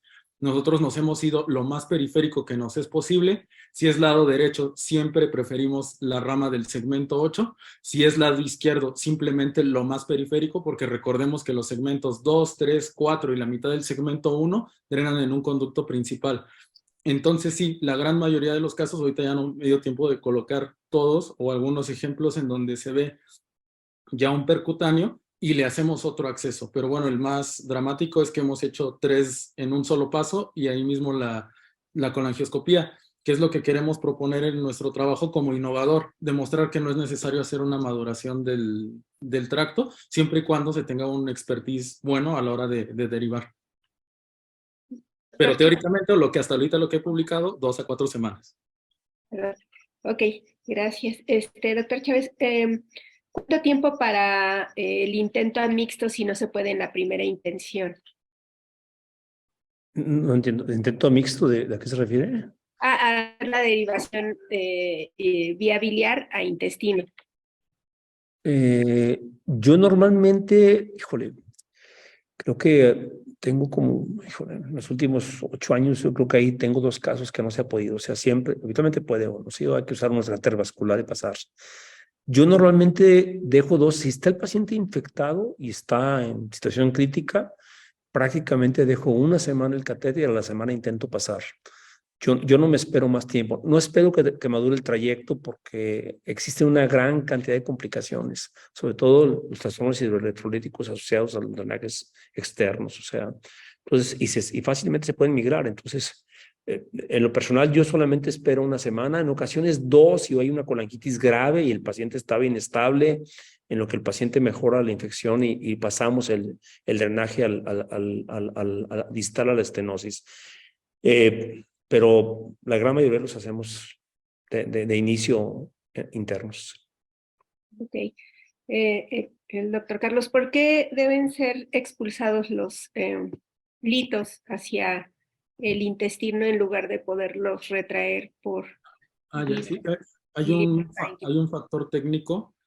Hay que recordar que el colangioscopio tiene de diámetro 10.5 French, que eso sería aproximadamente unos 4 milímetros, tal vez un poquito más. Y nuestros puertos de entrada son de 11 French. Yo uso 11, trato de usar el calibre menos dramático. Algunos artículos de reportes de casos han usado 12 French, pero corre perfectamente a través de un 11 French. La canastilla con la que capturamos los litos, hay 2 tipos de canastillas. La que usan los endoscopistas, que es de 15 milímetros de diámetro, o sea, para capturar piedras de 15 milímetros, y de 12, que es más fina y por lo tanto también es más amable con la vía biliar y disminuye el riesgo de lesión y de perforación.